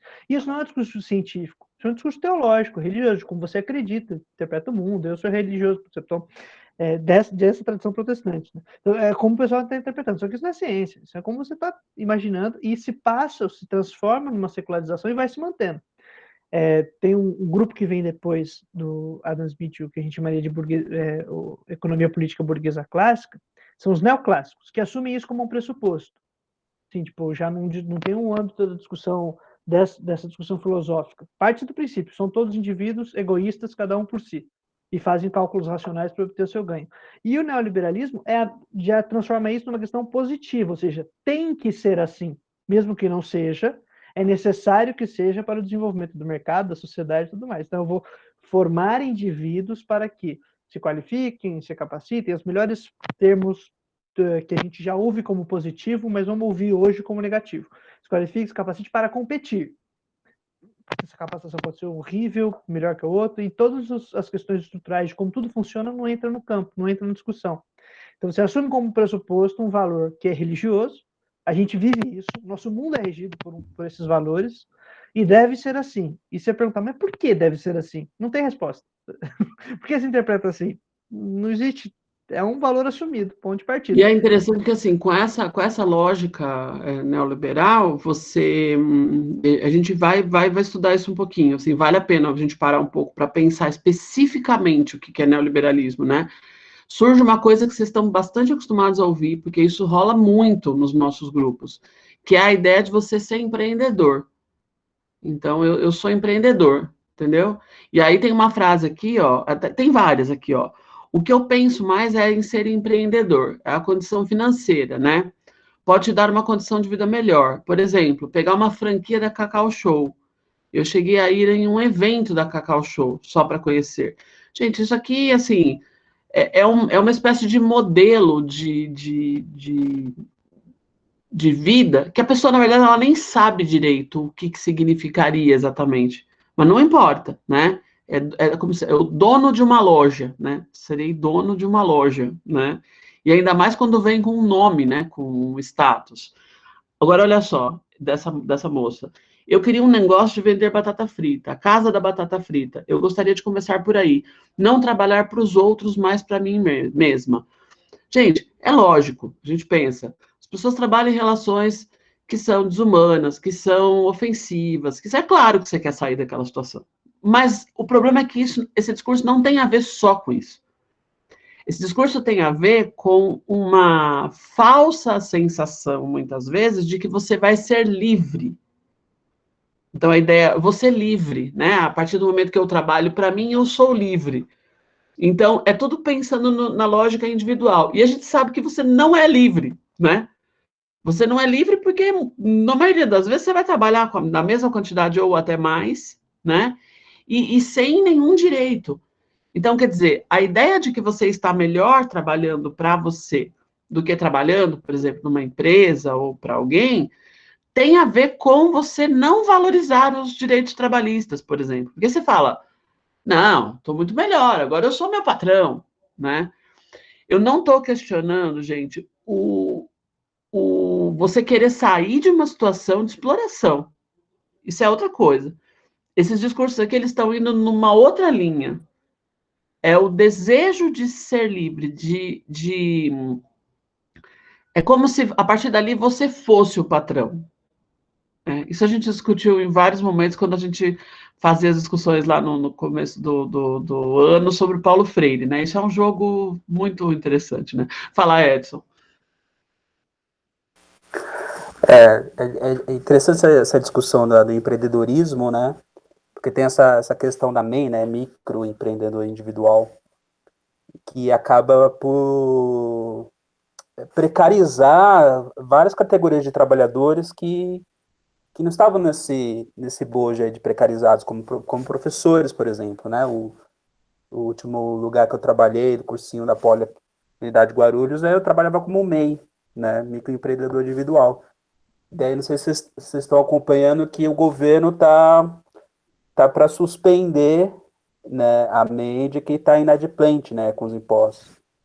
Eu estava ouvindo na Rádio Brasil Atual, por exemplo, artistas, atores, por exemplo, né, músicos, que dependem muito, né, de trabalhar como MEI, que não estão em possibilidade de trabalhar, estão inadimplentes, e estão para ter a MEI suspensa. Então, vão trabalhar como?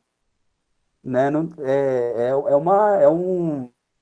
uma fábula, né, como diz o Milton Santos, vende como fábula mesmo. É uma fábula e ela tem um status de algo que não existe. Você fica com uma visão de uma ficção, porque tem a ver com distinção. O Gessé usa muito as teorias do Bourdieu, né? E aí o Bourdieu ele é um sociólogo que usa muito esse conceito, né, da distinção social, o como muitas vezes toda a desigualdade numa sociedade se sustenta, porque tem todo um discurso que vai favorecer que você encontre alguma maneira de ter essa distinção, você se sentir melhor de alguma maneira. Veja como tudo isso passa, gente, por autoestima e tudo mais. E é muito importante a gente parar para pensar nisso, porque, assim, os coletivos, os grupos, as associações, os movimentos podem suprir isso de outro jeito, gente. Porque, no fim das contas, a gente já falou várias vezes aqui para vocês, se a política é o campo dos afetos, a gente está vendo afetos aqui.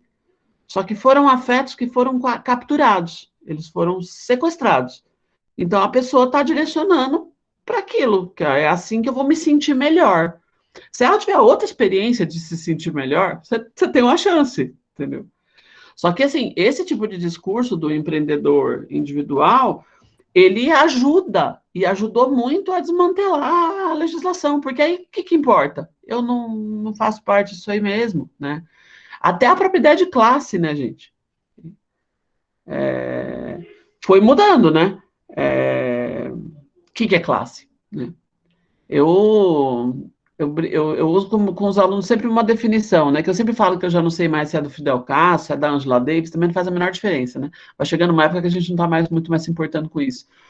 É classe enquanto luta, né? É Fidel, olha lá, o Bruninho já está dando a fonte. É classe enquanto luta, gente, porque se a gente também for se ver como classe porque somos da mesma profissão ou porque temos a mesma renda, não é isso que nos une. O que nos une aqui é a luta e enquanto estamos lutando. Então, assim, tem muita coisa que dá para a gente conversar a partir do momento que você entende que essas questões são importantes. Fala, Índia.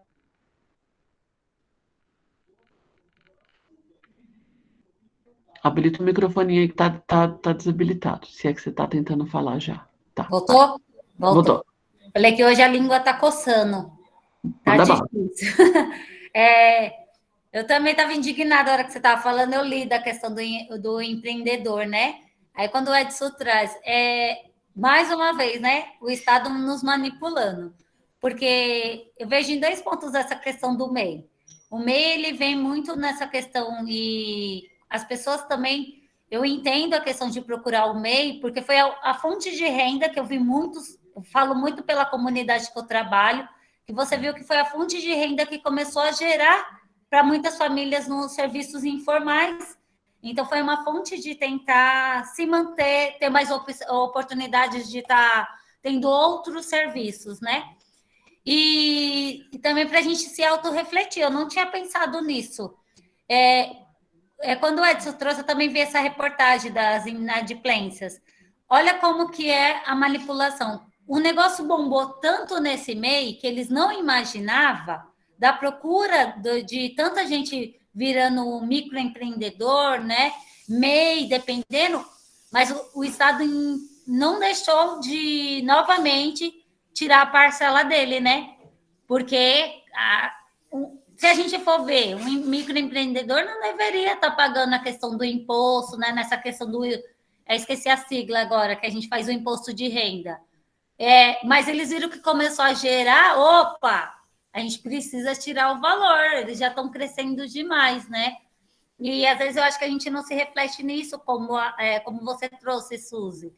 E aí vai se perdendo cada dia mais direito, porque se eu sou uma trabalhadora para mim mesmo, se eu fico doente, cadê? O INSS, os outros recursos, os leis CLTs que eu não vou ter direito, né?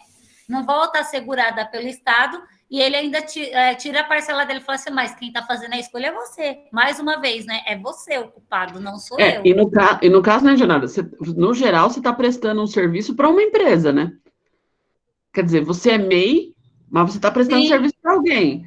Então, ainda tem que pensar nessa relação. Quer dizer, e essa empresa que está te contratando como MEI? Que também fica isenta de todos os... Gente, a legislação, né?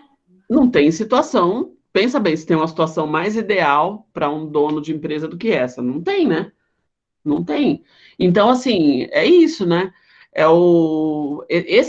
Essa situação é bastante complicada, porque, no geral, muitas pessoas tinham, inclusive, né, registros em carteira e deixaram de ter para ser, né, para ser o registro MEI. Então, e assim, gente, lógico, a gente sabe da precarização, de todas as dificuldades que a gente já discutiu em outras aulas, mas acho que o importante é a gente pensar um pouco como que as pessoas se sentem em relação a isso, né? E o quanto elas se enganam que aquilo de fato é alguma coisa positiva, quando na verdade ela está dentro de uma estrutura de exploração, com outro nome, né? Ô, Suzy, só para um exemplo bem claro que me remeteu agora com a Cacau Show, né? Trabalhei no McDonald's 10 anos. E quando eu saí do Mac, como é ilusório mesmo as pessoas ter esse entendimento, né?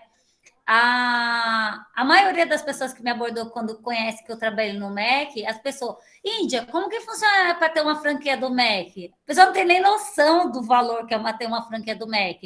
E não é só ter a franquia, né? Na época que eu trabalhava, era em torno de 350 mil para você, a franquia era apenas só o nome, mas o espaço, porque aí você tem que comprar todos os produtos, né? Tem que manter toda a mesma linha da rede.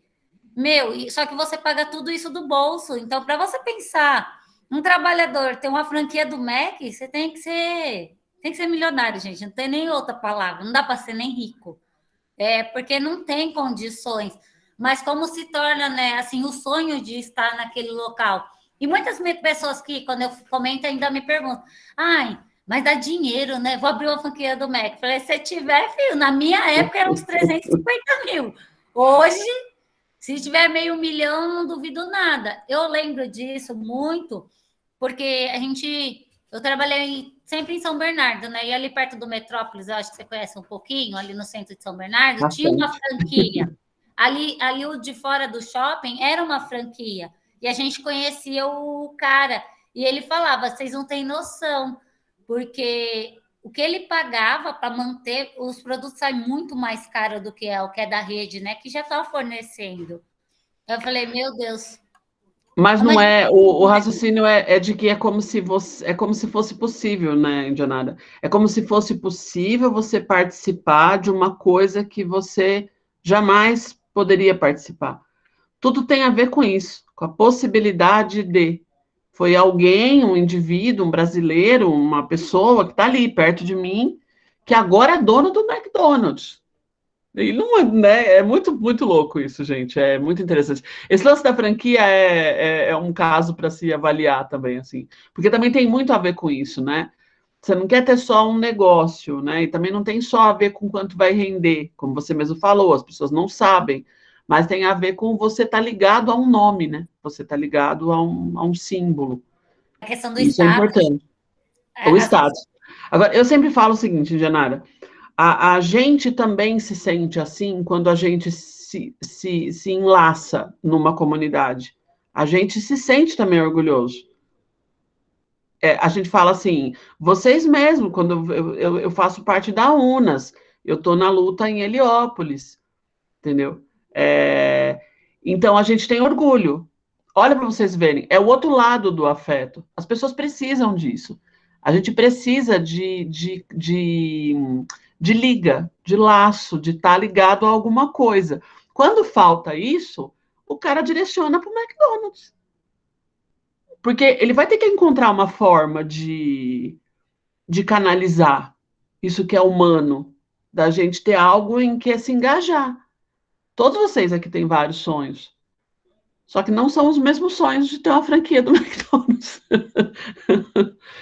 Eu Mas não é tenho. interessante pensar assim, né? Oi? Eu não tenho vontade de ter uma franquia do Mac. Eu sei muito bem como funciona.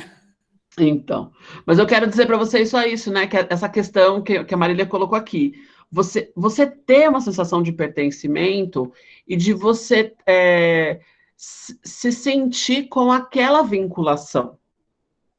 Vocês entendem? Então, assim, eu tenho 1000 tretas com a UFABC, mas eu fico muito feliz de poder trabalhar numa universidade pública. Foi a primeira vez, antes eu trabalhava em universidades privadas, me incomodava, eu trabalho numa universidade pública. Eu falo, pô, que legal, né?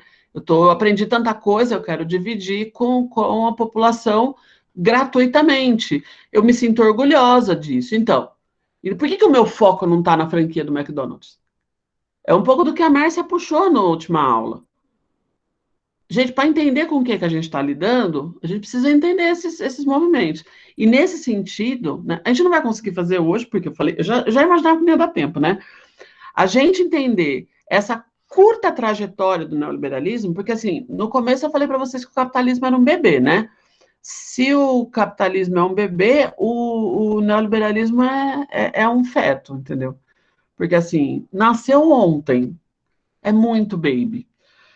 E entender essa curta história, gente, de pouquinho tempo, certo? Ajuda muito a entender como é que a gente chegou nesse ponto, né? E esses discursos. Fala, Edson.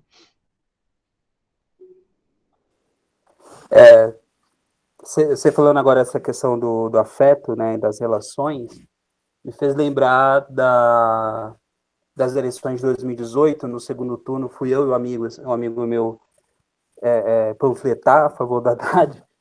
Daí a gente encontrou com um rapaz, assim, devia ter no máximo uns 20 e poucos anos, né? A gente ficou um tempinho ali tentando convencê-lo a votar na Haddad. Daí tudo que a gente falava, a gente assumia a tática e falava assim, Bolsonaro não tem condições de governar. E ele concordava. Então eu usava uma série de metáforas para mostrar que o cara era incompetente, né? E o rapaz concordava comigo em tudo. Mas ele dizia, mesmo assim eu vou votar no Bolsonaro, não tem jeito. Eu concordo com vocês, realmente ele vai fazer mal para o Brasil, ele não tem competência, ele é homofóbico e tal. Mas ele dava a entender o seguinte, de que ele vinha de uma comunidade evangélica e ele estava votando com a comunidade dele. Então, ele não queria... Aquela ideia, você falou, eu vou discordar do meu pastor, que me viu crescer, né, que é meu guia. Daí acho que essa é uma questão que a gente da esquerda ainda não conseguiu compreender. Isso e várias outras questões também, né? O ódio como uma tecnologia política, né? Então, não tem mais essa de adversário. Eu vou destruir, meu inimigo e eu vou destruir. Usar de tudo para destruir esse sujeito e é realmente um esquerdopata, vai implementar ideologia de gênero, não sei o que lá, não sei o que lá.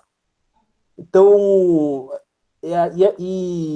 por exemplo, Heliópolis, que atua diretamente na base, né, e que tem uma produção de conhecimento assim, muito grande e muita intelectualidade, né?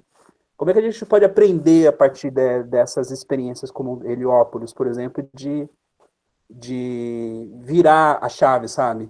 Não, sabe, pelo menos entender como é que a gente pode se comunicar com essas pessoas que são conservadoras e vão ser conservadoras mesmo, e a gente tem que entender que o Brasil tem uma galera conservadora, eles pensam desse jeito, né? Mas como é que a gente pode, pelo menos, manter um contato, uma comunicação com essa galera?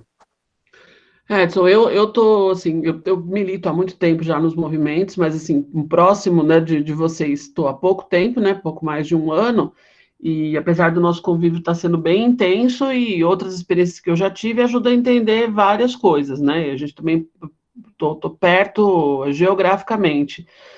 Eu acho o seguinte, tudo é muito fragmentado, Edson. Então, a gente precisaria, o trabalho que a gente faz aqui, ele é quase que um trabalho eu acho que é mais um trabalho de sensibilização até do que de formação. A gente está formando, eu também estou me formando com vocês, mas a gente está tentando criar um clima de sensibilização. Quando eu falo que 6 pessoas sentaram numa mesa e inventaram um projeto como o neoliberalismo, não é brincadeira. Isso aconteceu exatamente dessa forma. Inclusive, alguns filósofos, né, que estudam todo o curso de filosofia que tem nesse país, continuam repetindo a teoria dos caras. Então, assim, isso foi pensado estrategicamente, né? E em todas as dimensões, certo? Como é que vai funcionar isso, como é que vai funcionar aquilo, como é que eu vou abordar isso, como é que eu vou abordar aquilo, como é que eu vou elaborar isso. E eu acho que você tem toda a razão, a esquerda, no geral, precisa aprender muita coisa, né? E eu fico feliz que a gente tenha grupos hoje que tenha essa dimensão, pelo menos, assim, tem um aprendizado. A gente passou muito tempo discutindo as mesmas coisas e já percebemos que a gente já sabe algumas coisas, não precisa passar a vida, né, fazendo resenha dos mesmos livros, estudando as mesmas coisas que não vai levar a nada. Então, acho que assim, tem sim um trabalho contínuo de formação, mas a gente precisaria fazer um projeto, Edson, não tem outro jeito. Assim, teria que sentar e fazer um projeto, e estratégias. E, inclusive, acho com devolutivas, como é que está, em que a gente está avançando, né? Porque, assim, inclusive, uma vez conversando mesmo com o pessoal da UNA sobre formação, a gente falou, por exemplo, sobre estratégias de tentar dar formação para quem está em Heliópolis e não está na luta, certo? Porque, assim, a gente precisa pensar nisso, né? Porque uma coisa é você formar quem está na luta, certo? E a gente precisa fazer isso. Eu estou o tempo todo estudando. Aprendo com vocês, aprendo em outros lugares, estou fazendo curso. Tem curso que eu vou dar, eu chamo o Bruno, falo, Bruno, vem me ajudar, indica uns livros aí, precisa ler umas coisas. Eu estou sempre me formando. Então, quem está na luta tem que se formar. Mas quem não está na luta? Quem não está na luta também tem que se formar. Mas esse pessoal aí não tá, não vem, não tá. Bom, gente, mas a gente tem que chegar nessas pessoas. Então, assim, a gente precisaria criar essas condições de um grupo mínimo de pessoas que vai pensar num projeto, vai pensar nas dimensões, e aí tem que pegar todos esses aspectos que a gente está discutindo aqui e outros que vocês já perceberam, e fazer umas brigadas, Edson. A gente precisa criar umas brigadas no território, assim. Eu acredito muito nisso. Sou otimista de que a gente tem condições de virar esse jogo. Porque se um bando de idiota inventou o neoliberalismo, gente, implantaram essa... Não posso estar gravando, né? Implantaram esta coisa. Vocês entendem? Essas coisas acontecem. Inventam-se projetos, os projetos se implantam. Má e Guiomar. Não, eu só queria reforçar que, assim, uma vez tendo o projeto, que já é uma coisa bem complexa e difícil, mas uma vez tendo o projeto, uma vez tendo essa cultura, né, de enfim, formação continuada, a gente precisa também entender que isso é uma ação cotidiana, um trabalho de formiguinha, né, um trabalho diário, é toda hora, não tem descanso. As coisas, a realidade vai se apresentando e a gente vai tomar a formação continuada como um exercício diário, não é só aquela hora, não é só naquela hora que eu vou lá militar e que eu vou fazer esse trabalho, não, é toda hora, é a cada conversa, é a cada interação. Então, eu estou aqui lembrando de uma coisa que aconteceu hoje comigo, eu sou diretora de escola, né, aí foi um casal conversar comigo, pais de um aluno do 7º ano. E eles estavam muito indignados, porque uma das atividades que a criança levou para casa a gente trabalha com roteiros de estudos, né? E aí a professora fez uma atividade lá, propôs uma atividade em que ela perguntava, estava dentro de um contexto isso, né? Mas ela perguntava se a má distribuição de renda era uma coisa natural, o que ele achava daquilo, né? Por que algumas pessoas sofrem mais durante a pandemia e outras sofrem menos? Por que algumas pessoas pedem comida no aplicativo e outras sequer têm comida para comer? O que o estudante achava disso? E os pais ficaram muito bravos com essa, com essa pergunta. E eu fiquei tentando entender por quê, né? E, enfim, foram lá conversar comigo para reclamar. Na verdade, chegaram para brigar, né? Eu falei, meu Deus, mas por que essa pergunta incomodou tanto esse casal, né? E aí, conversando com eles, eu gastei, sei lá, 1h30 nessa conversa. Não foi uma conversa rápida e nem fácil. Mas o que eu entendia, o que eles me diziam era, não, nós somos empresários, e eu não quero que o meu filho cresça com ódio de classe. Mas eu falava, mas aonde tem na pergunta, eu preciso entender, né? O que está incomodando vocês? Por que essa pergunta faz vocês pensarem que a gente está incitando um ódio de classe, né? E aí conversa vai, conversa vem, mas a questão era exatamente essa. Freud Assim, explica, né, mano? uma Só falta de. Freud para explicar. E aí, assim, a gente resolveu a questão, uma hora que eu já estava cansada, enfim, daquele debate, eu falei, isso não vai levar a nada. Mas aí eu falei, então eu vou fazer uma pergunta para vocês. Vocês são milionários? Porque aqui a gente está falando, a pergunta está dizendo, você acha justo que existam bilionários no Brasil? Vocês são bilionários? Não. Eu falei, vocês são o quê, então? Não, a gente é trabalhador. Falei, então, gente, então tá tudo certo, né? Então, se vocês são trabalhadores, essa pergunta cabe, né? Não é importante o seu filho saber que são filhos de trabalhadores? Ótimo que vocês têm uma empresa, né? Que vocês são empresários, mas vocês vivem do trabalho de vocês. Então, assim, estou contando essa anedota para dizer assim, isso acontece toda hora, todo dia, a cada interação, né? E a gente precisa estar sempre preparado e com paciência. Às vezes a gente não tem muito, né? Mas a gente tem que ter. Né? Vocês vejam, tudo porque tem uma imagem de si, né? Bem mal resolvida, certamente, porque talvez desejassem que os filhos estivessem até estudando em outro lugar, já que eles são empresários, né? Ou eles, enfim, se colocam nesse lugar. Mas eu fui amiga de uma pessoa durante bastante tempo e tal, a gente conviveu muito dando aula, e ele sempre brincava assim, né? Existe muita solidariedade entre os proprietários, ele falava. Né? Eu nunca esqueço dessa frase, porque assim, não importa o que você tem. Às vezes você não tem nada, tem um fusquinha meia-meia, entendeu? Mas o fato de ter aquela coisa, ela é como se ela já te colocasse em relação com o dono do McDonald's, por exemplo. Doido isso, né? Tipo, somos parceiros, temos que defender a propriedade privada, entendeu? Né? Afinal de contas, vão querer pegar meu fusquinha. Fala, Guilmar. Suzy, quando você falava na formação, né, para quem não está na luta, né, e aí me remeteu uma passagem aí de uns 15 anos atrás, que o João Bosco, acho que foi junto era com um vereador muito legal, acho que era Beto Custódio o nome dele, e eles trouxeram uma formação aqui para Heliópolis, com o grupo 1º de Maio, e a formação, assim, foi de uma forma muito tranquila. Eu acho que a Simone está aqui no grupo também, ela participou comigo, né? E assim, eu lembro que ele era bem para iniciantes, né? Como funciona a sociedade, os temas, como funciona a sociedade, gênero. Ele explicava a mais-valia, Suzy.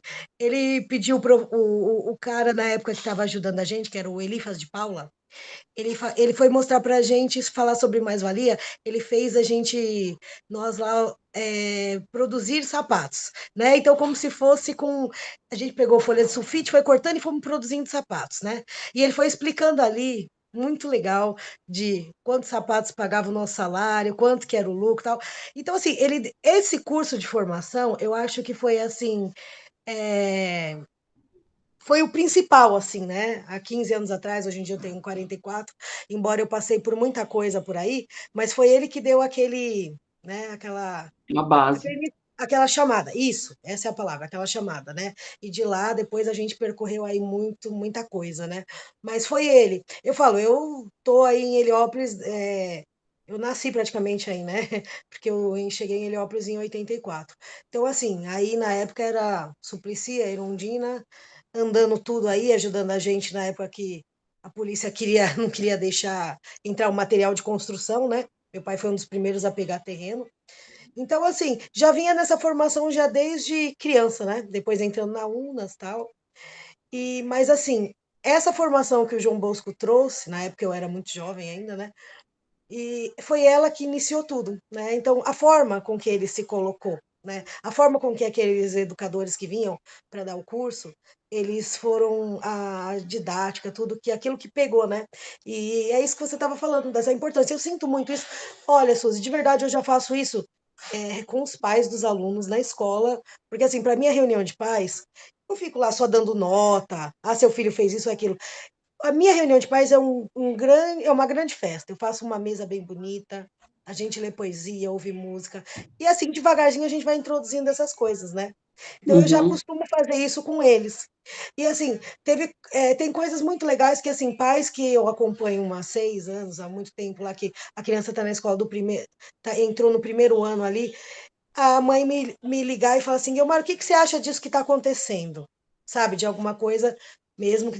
E, assim, eu não assisto TV, né? Tem coisas que eu tenho que procurar ver para poder dar essa devolutiva para o povo. Como diz o João Bosco, companheira, a gente tem que saber contra quem a gente está lidando, então tem que acompanhar assim o noticiário e tal, né? Mas assim, você vê, né? Essa formação que a gente vai fazendo ali devagarzinho, o quanto que ela tem resultados, né? O quanto que isso é Tem importante. muito. E a importância disso, eu peguei muito nessa sua fala, de a formação para quem não está na luta.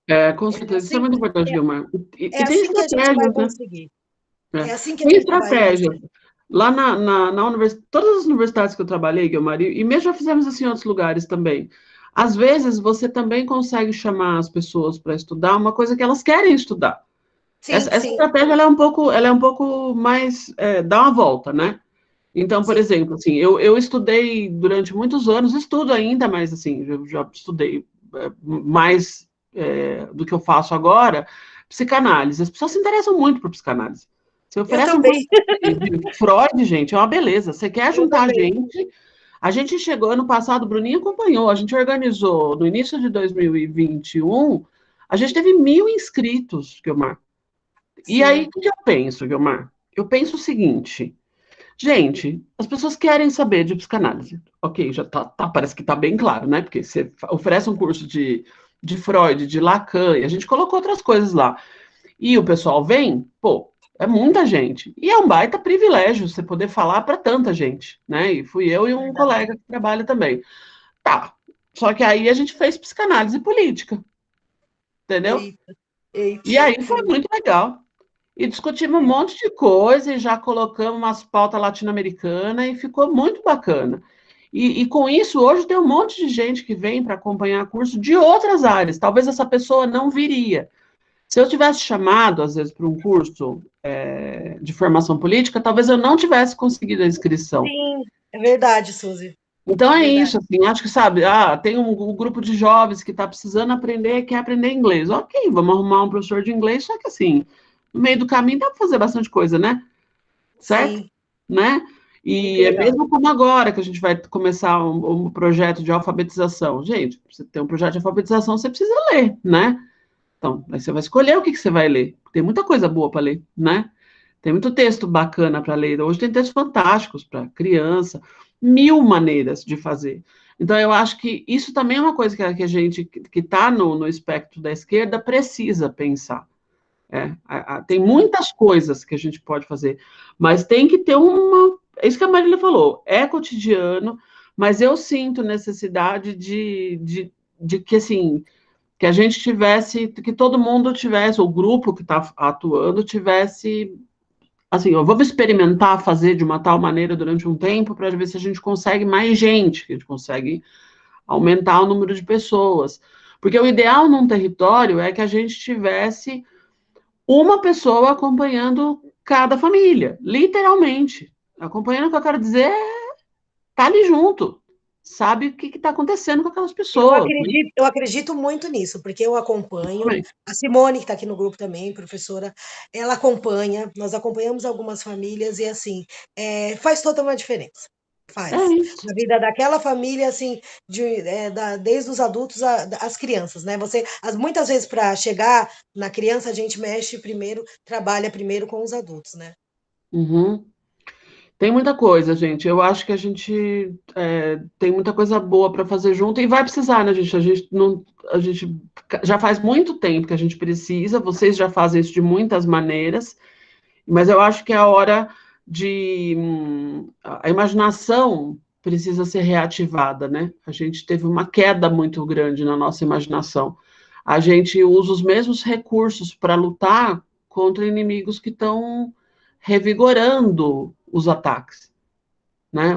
Os ataques da direita foram modificados de muitas formas. E a gente, muitas vezes, escolhe as mesmas formas de resistência. Então, assim, precisaria, de fato... Eu sempre falo isso, né? Em vez de a gente só estudar teoria política, precisa fazer uns laboratórios de imaginação política, né? A gente precisa encontrar formas de... outras maneiras de fazer. Mas é isso, gente. E não é fácil. E não é tarefa que a gente faria como a gente está fazendo aqui, né? Que é uma tarefa que tem que, de fato, ser coletiva, né? Cada um de nós aqui teria que contribuir para a gente desenhar esse negócio. Enfim, estou à disposição para ajudar e vocês me ajudem também. A gente tenta fazer mais isso, né? Vamos mais um pouquinho. Então tá bom. Vou aproveitar, Bruninho, que a gente não vai mesmo definir nosso neoliberalismo hoje, deixa para semana que vem. Vamos ver se tem mais umas falas aí, só para a gente explorar mais um pouquinho. Pessoal que chegou depois, gente, essa pesquisa, a gente manda para vocês depois, foi feita pela Perseu Abramo, pela Fundação Perseu Abramo, 2016-2017, sobre os valores políticos da periferia da cidade de São Paulo. É bem bacana, a gente manda para vocês o link, o material está completo lá, e é muito rico esse material, assim, dá para a gente ver bastante coisa. Ó, mais frases. A família é a base de tudo, né? Família é a base de tudo. A família é alicerce para você ser alguém na vida. Na sociedade, a família não está sendo muito importante, né? As pessoas não estão valorizando mais a família, como deve ser valorizada. Falta de respeito, falta de humanidade, as pessoas pensam em si, elas são muito individuais, né? Gente, essa coisa da família é um negócio muito curioso, assim, no discurso da maior parte da população, porque, vamos ser bem sinceros, a maior parte das pessoas está se importando muito pouco com isso, né? Existe as pessoas... O discurso conservador, ele traz muito forte a questão da família. Vamos defender a família, família, família, família, e a gente sabe que é um tipo de família, né? Um modelo de família. Mas é muito curioso porque a gente sabe que estruturalmente, quando você olha a sociedade brasileira, as estatísticas mostram que isso não funciona desse jeito, né?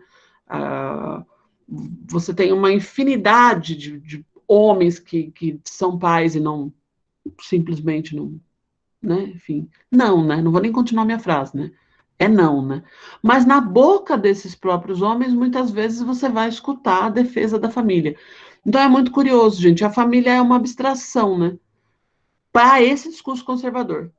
Por outro lado, os núcleos, que a gente pode chamar de família ou de qualquer outro nome que a gente queira, são fundamentais. Então, veja como que é paradoxal, né? Quer dizer, tem uma direita conservadora transformando a família numa entidade que você não sabe direito o que é, e, por outro lado, a gente, na esquerda, deveria dar atenção para esses núcleos, porque, gente, é a base, alguém tem que cuidar de você, né? O ente humano, entre todos os entes vivos da natureza, os seres vivos, quando a gente pensa, ele é o mais vulnerável. Ele nasce numa situação de dependência absoluta de cuidado do outro. Se nos primeiros anos de vida você não tem acolhimento, cuidado, colo, eu não estou falando do pai ser dono da franquia do McDonald's, estou falando de chamego, né? O bebê chora, não importa se você está morando num barraco, o bebê chora, alguém vai lá, carinhosamente pega e acolhe, coloca no peito. Você cria gente, você não cria psicótico. Então, isso é muito forte. Então, é muito interessante como a família aparece muito atravessada nesse discurso político, né? E agora, com essa onda feminista, a coisa ficou mais complicada ainda, porque, assim, dentro do feminismo tem uma divisão muito grande. Parte entende que a luta feminista pode estar vinculada ao núcleo familiar. E outra parte vai dizer que não, que ao ter família, automaticamente você já está dentro de uma rede de exploração. Então, também é outra armadilha do nosso tempo. Gente, seja lá o nome que a gente queira dar, nós somos seres sociais, a gente vive junto, a gente precisa de gente, a gente precisa de cuidado, né? Então, mas eu fico sempre muito espantada do como esse discurso surge, né, no discurso mais geral, mais conservador, como uma coisa que parece que é meio vazia, né? E isso foi muito forte nas últimas eleições, né, gente? O o Bolsonaro pegou nisso, né? O Haddad vai destruir a sua família, né? Não é à toa o pessoal lá tirar satisfação com a Marília na escola, né? Qualquer coisa, parece que a escola virou o inimigo, né? O inimigo da família, né? Aquele que está colocando as ideias na cabeça, né, dos filhos que não deveria colocar. Então, assim, é muito complicado. Mas acho que é outro ponto, né, que vale a pena a gente refletir e explorar. Vamos ver se... Fala, Bruninho, fala. E é um conteúdo ideológico legal, a gente vê como ele também invisibiliza o que fragiliza as famílias. Então, por exemplo, a família realmente, se você olha na realidade, ela está mais fragilizada, sem dúvida, porque a mãe tem que ficar o dia inteiro fora trabalhando, o pai tem que ficar o dia inteiro fora trabalhando, o moleque começou a entrar na adolescência, tem que trabalhar, senão muito antes, não vai estar em casa também, todo mundo vai ficando sem lugar nenhum. Realmente, mas isso ninguém se preocupa, né?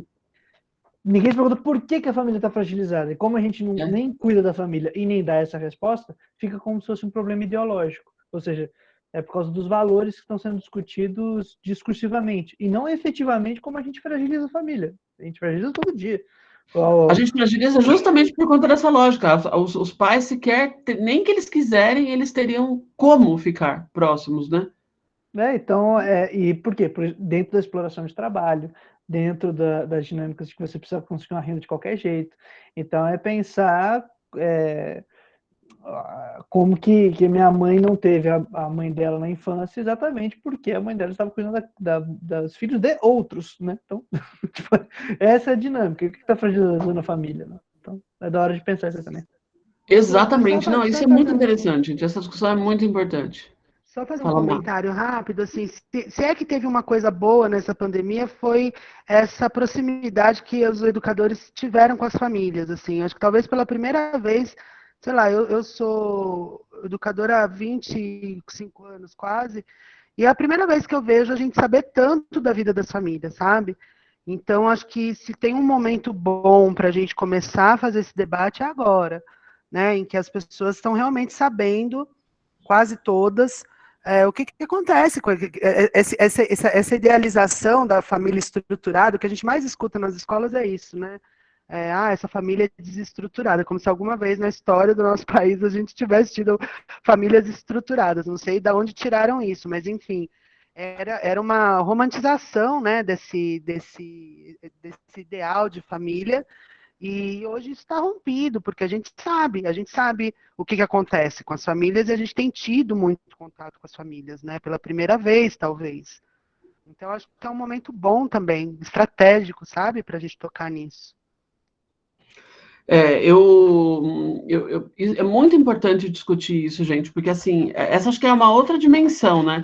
E mesmo dentro a gente estava falando agora um pouco da psicanálise, né? O pessoal se interessa muito pelos nomes que são mais conhecidos na psicanálise e acaba não conhecendo algumas teorias dentro da psicanálise que fazem um tratamento tão bonito desses primeiros anos, sabe, que tem tudo a ver, sabe, com política, com educação, que é assim, como é que você cria gente, né? Então, o que é que uma criança precisa? E aí, nesse sentido, quando alguém chegaria e falar, olha, a família está estruturada, bom, para isso precisa de muito pouco, entendeu? Para isso precisa de muito pouco, porque o que a criança precisa é de segurança, de confiabilidade, que quando ela tiver um problema, ela tem alguém para ajudá-la de alguma forma. E é muito interessante como a própria concepção de sociedade que a gente tem não valoriza isso, né? Porque se a mãe não pode ficar com a criança porque vai trabalhar, que essa criança fica sozinha, quer dizer, é uma lógica absolutamente insana. Muitas vezes com o vizinho disponível, podendo, né? Então, assim, todo esse individualismo que isso quebra as famílias, né? Isso quebra as crianças, isso destrói tudo. Então, é isso, é como a Mariana está falando, ó, destrói as famílias. Então, que papo é esse de defesa da família, né? Então, é isso, é uma entidade, é um discurso muito moralista, né? Gente, eu mandei para você, o Bruno mandou, acho que na semana passada ou semana retrasada, alguns vídeos de uma professora da UNB, que a gente colocou numa das aulas agora mais para frente, que é uma aula que a gente pegou para fazer um pouco dessa discussão de gênero a partir do que a gente está discutindo aqui. Ela chama Flávia Biroli. São 4 videozinhos. A gente mandou por e-mail, podemos mandar de novo. Recomendo muito que vocês vejam, gente. É bonito, assim, de ver. ela faz uma leitura sobre gênero e democracia, né?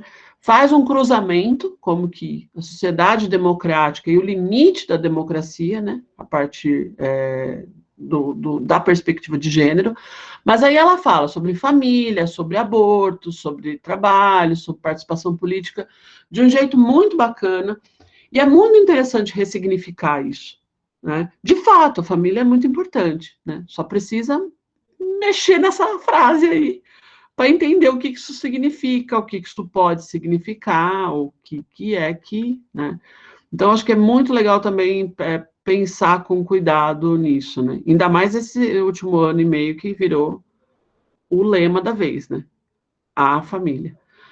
Vamos lá, Bruninho, vamos ver mais um pouquinho nesses 5 minutinhos que a gente tem. Ver se tem mais frasezinhas deles. Depois vocês olham, tá? Ó, tem específico da escola, ó. Essa já vai fazer nossa noite terminar. Todo mundo nervoso. O ensino é bem melhor na particular. Meu neto estudava numa escola particular, só que ele saiu porque não tinha condições mais de pagar.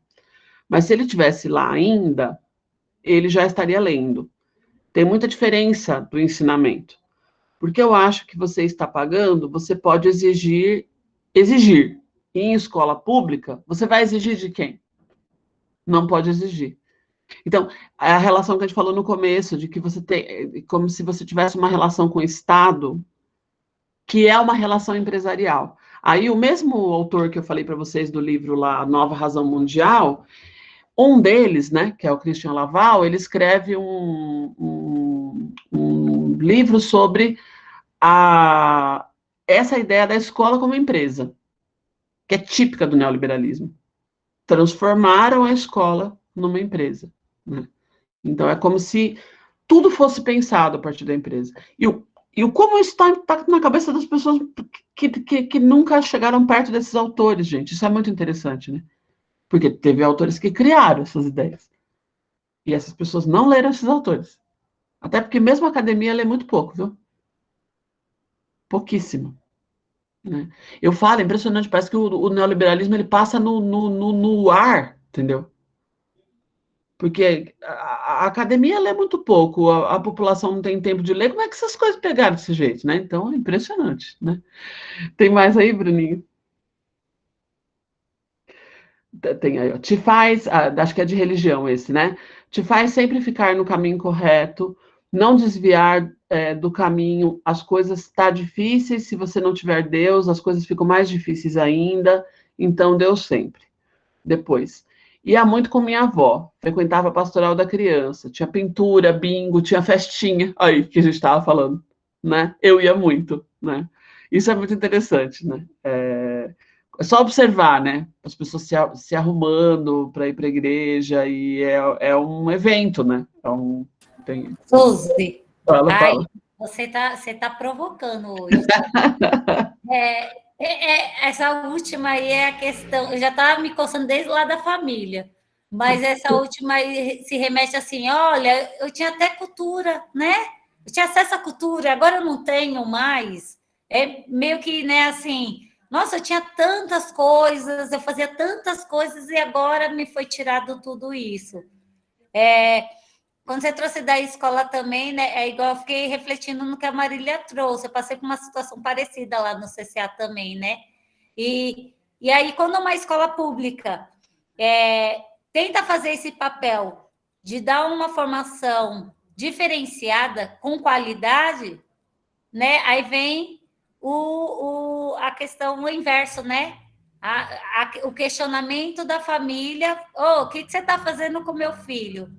Mas se fosse uma escola particular, eu tenho certeza que não teria cobrado isso da Marília. Porque aí a escola é boa, né? A escola a pública não é. Ou troca de valores. Troca de prestador de serviço. E a questão também que me incomodou bastante foi a questão da família, que eu volto novamente, né?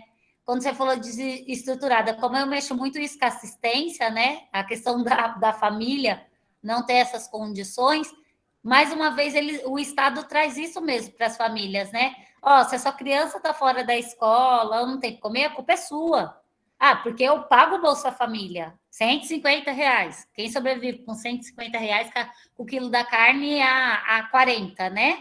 E então, e mais uma vez a inversão de que a culpa é da família, essa questão que a família não estrutura para dar um suporte para essa criança ou para outros irmãos.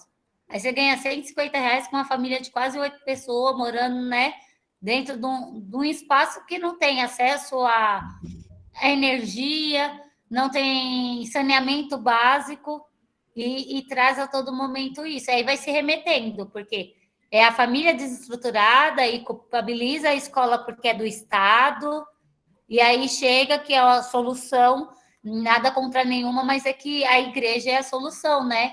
Ou a fé que vai mudar tudo isso. Pois é, gente. Agora, acho que o desafio é isso, né? Tentar compreender esse universo. Essas falas, no geral, né, quando ligam a religião, não é nem a religião, porque aqui é o espaço da igreja, né?